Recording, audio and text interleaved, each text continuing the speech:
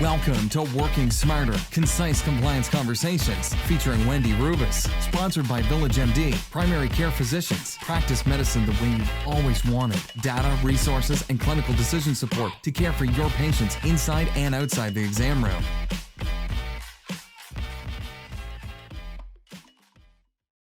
Hi, welcome to Working Smarter. I'm Wendy Rubis, General Counsel at VillageMD, and today we're talking about these new information blocking rules, which I'm myself just learning about. And so I have two outstanding experts joining me. First, it's such a pleasure to introduce Dan Walsh.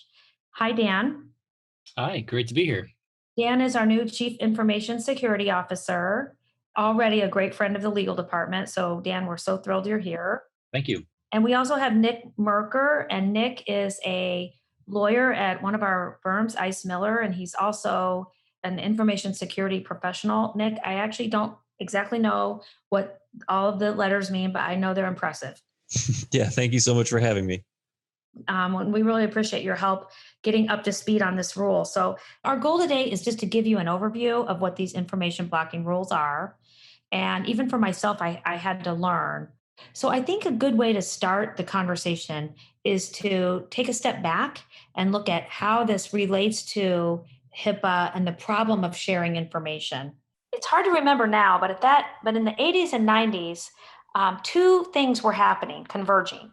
One was suddenly information, billing really for insurance companies was going electronic. And I remember I had a poster in my apartment. What is the intranet? I had all these lines, and I would really everything that was so new and confusing and hard to understand. But suddenly billing software and things were proliferating. And all the insurance companies had their own software, their own language, their own codes.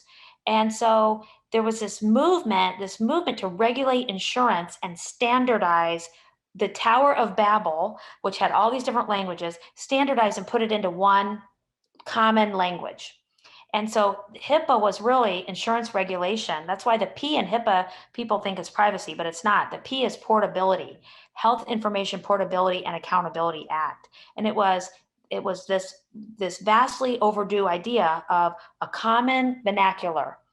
And so it was sort of an afterthought to say, oh, well, if information starts to get easier to share, isn't it then easier to misappropriate? And so they sort of lopped on this idea of a federal privacy rule, but a federal national privacy rule. At that time, privacy, it didn't introduce privacy. Medical records were always private, but they were state law rights as opposed to having one standard of federal law. People used to say, this is like we're running a railroad, but we use all different size tracks, wasn't a good example they used to give. So that's where we started with HIPAA. It really was not intended, but the way that HIPAA sort of has played out did not get us to what was intended, which, as you can see in the meme, it has not created a superhighway of health information. It has thrust us forward. I mean, before HIPAA, the idea that you would actually have a portal where you could get your own information was very controversial. And even lawyers, we used to advise people, no, you don't give the patient their record, So HIPAA did introduce some of those rights as well. But today, we don't have free flow of information. And more often than not, when I get consulted about a HIPAA, quote unquote, a HIPAA question, I'm advising people, yes, you can share that. I'm rarely giving advice, no, you can't share that. It's usually absolutely, you can share it. So HIPAA has not led to free sharing. It's actually created a lot of fear and a lot of hoarding of information. And with that then comes the 21st Century Cures Act, which I think is an amazing name. But this is really addressing the hoarding of this patient information that we're seeing mostly with medical record providers, and will create a more massive sharing and really, in a sense, a language for sharing of the information. So I think the first thing is, Nick, is to take us through what does information blocking mean? Because that's not a term that I think a lot of us are used to thinking about. Yeah, so if you kind of think about the purpose of this act generally, it was to make access to your information, your health information easier.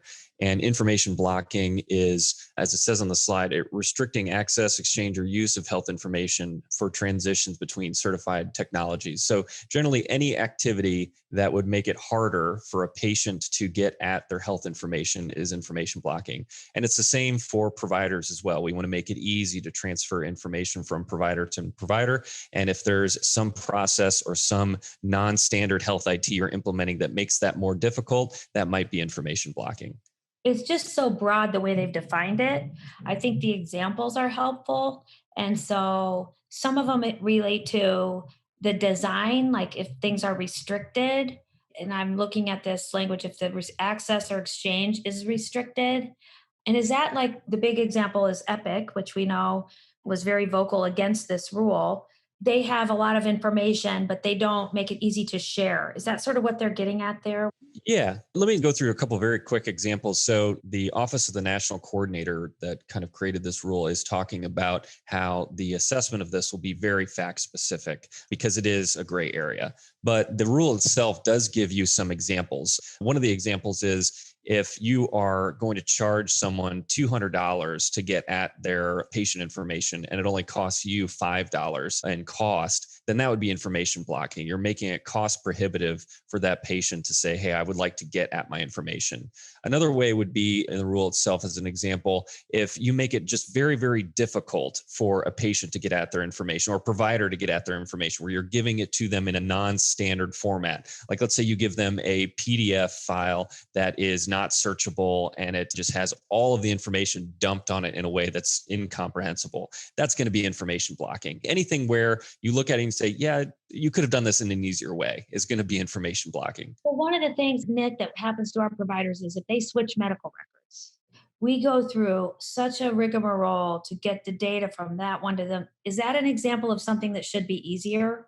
Yeah, and that's actually in the rule itself. That's part of information blocking. You're supposed to make data portability a lot easier, but there's a specific requirement in the rule, and it's 3 months out. It's 36 months after the final rule publication earlier this year. So this is months away, but it's supposed to make it extremely easy to export data from your large EMR providers. So if you want to switch EMR from one big player to another, that's supposed to be very easy to do as a part of this rule. And then also if you're a provider or patient and you just want to get at your data, it's supposed to be very easy to do. Another kind of thing on the side here is today there are multiple different standards that these EMR providers are storing data within their systems. And this Cures Act or the final rule requires folks to use a standard format. And that sounds like kind of a simple thing, but it's going to make this data portability much, much easier when we're coding things the exact same way in all of our systems. Yeah, I think that is revolutionary. I mean, that could be a groundbreaking change, major change. So, what we've tried to do is think about what does this actually mean for our providers? And really would appreciate your feedback on this, Dan.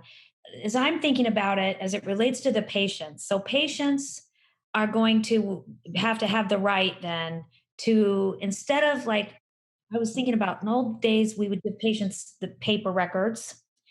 And then one day they go, okay, patients want it on a disc. Can we give them on a disc? And all the lawyers are like, oh, no, we can't, do a disc. And then I remember the time I got a call and they go, listen, in medical records, they want to give patients a thumb drive now. And that was like, oh, wow. I had to go through all these risk things with the thumb drive. But the idea that a patient can just, using lay, non-technical, hook up a pipe and extract their data into their own app is radically different. And so it's hard to even imagine, like, how is that going to affect our physicians?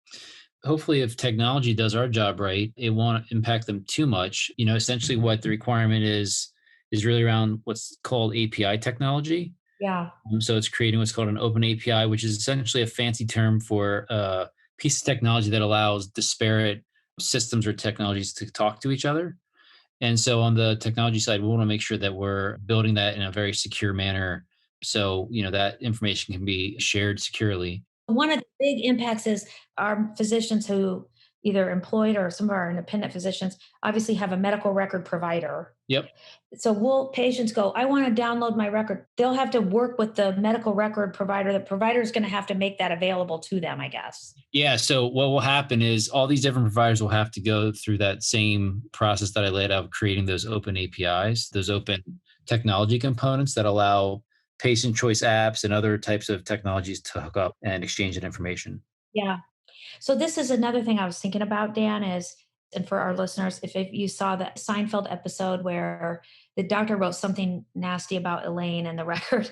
And obviously in fintech, we know that people already can put their financial data in third-party apps. My daughter hooked up this thing, Mint, and suddenly now she can see all her accounts and everything. But the difference with the bank and healthcare is there's all this qualitative, like substantive notes and information that doctors write. And I don't think we know yet what the progress notes, how that is impacted here. Today in a portal, I don't think you can see progress notes, but will that be subject to this? I think is yet to be determined. Is that kind of how you're thinking of it? Yeah, I mean, I really don't know. I mean, I know just from personal experience, when I requested my medical records in the past, and this is like some years ago, I got everything, including the doctor's notes. But I think this is again one of these areas that, the regulators will have to provide some additional guidance.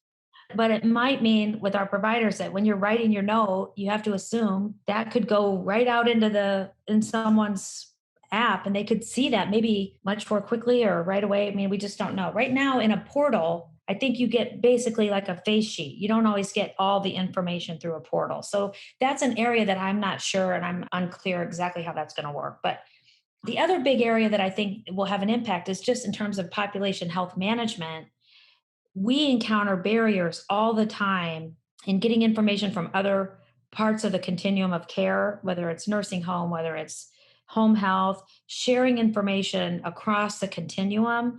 And when we do get it, then sometimes it requires a lot of work to make it talk to our data. So maybe that's going to be something that's a lot easier. Just to comment on that, not only is it going to be easier, it's going to be quicker, it's going to be cheaper, and there's going to be more apps that can be used to come up with potentially healthcare insights into your information that could make you healthier. If this plays out how I think the drafters of this believed, this is going to be a really exciting thing for our population health.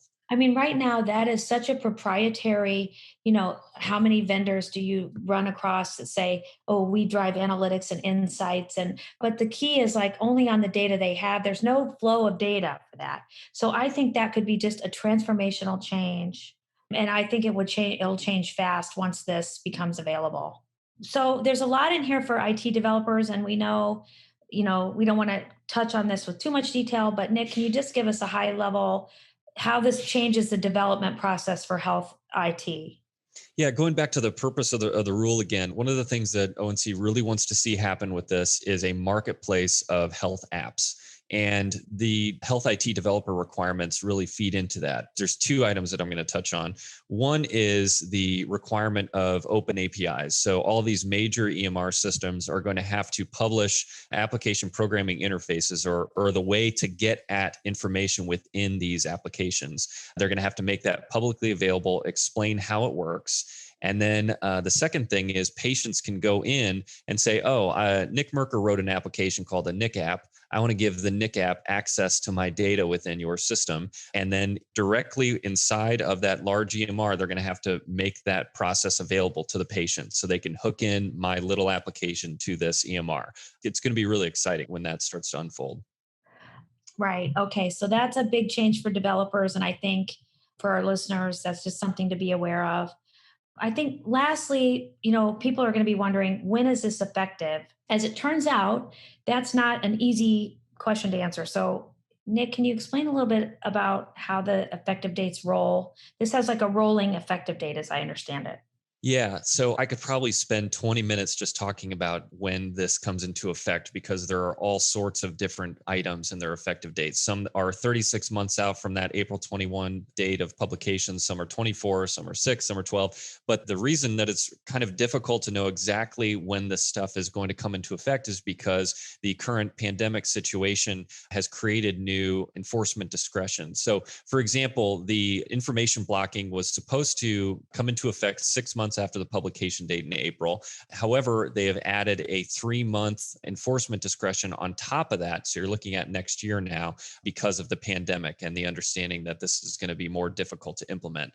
I think we may see further extensions. So if you're someone that is going to be impacted by this, I think it behooves you to pay attention to healthit.gov and just monitor these deadlines because they are getting pushed back because of the current pandemic situation. And I expect to see more. Got it. So I think, one of the things I'm trying to figure out is what do we tell our providers and physicians about what to expect? Yeah, what I'm telling my clients, especially providers, is not to get really in the weeds on the technology aspects of this. It sounds very confusing from a technology perspective. However, you are paying some entity a large licensing fee and support and maintenance costs, and it is their problem to figure this out largely from a technology perspective. They're going to figure out the API issue. They're going to figure out how to give patients access in their systems. But for you, understanding your policies and processes where you may have an information blocking issue is what I would do, and look at if patients are requesting information directly from your office, or are you charging patients to get that information? Those are the types of things that I would look at. Well, a lot of doctors have a vendor that they use that handles their medical record requests. And so if that's the case, there again, so you're saying contact your medical record provider and make sure they're following this. And then if you use a vendor for access, make sure that they don't have barriers. That's sort of the high level. If you are using a vendor for access, now would be the time to start drafting a information blocking addendum to that contract that just sits right on top of these rules and says, here, vendor, here's all the things that you're going to do correctly. Got it. Good. So thank you, Nick, for helping us understand that. And Dan, I know we'll have our own work to do at VillageMD to make sure that we're in compliance with this, but I think this is going to actually open up data for us and for our patients in a lot of positive ways. So looking forward to going through this with you. I agree. I think it'll be really a great adventure. Yeah, thank you so much. Thank you, guys. Thank you to our sponsor, VillageMD. We hope you will join us for future concise compliance conversations.